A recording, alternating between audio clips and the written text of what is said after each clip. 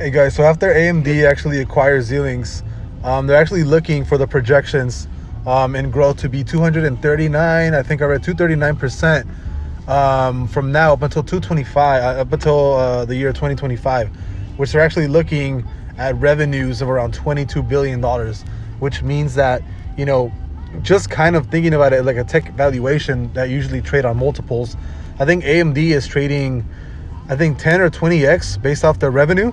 And if that's the case, then AMD is looking at, you know, for their market cap, they're looking to at least double from here in what, you know, a couple of years by 2025. So if their market cap right now is 113, their expected revenue is $22 billion. That means that by 2025, if they are trading at a multiple of 10 or 20x, they're expected to have a market cap of at least 200 billion or 400 billion, because I don't remember their multiple, but they're thinking that in the next couple of years they're going to keep going up all the way, and they're going to be trading at like $200 or so, or even more so, they might be trading at $400 by 2025. So I mean, if this is their own projection for 2025, which is fantastic news. If you guys are AMD long holders, great. If you're not, this might actually be a good catalyst to get long on AMD.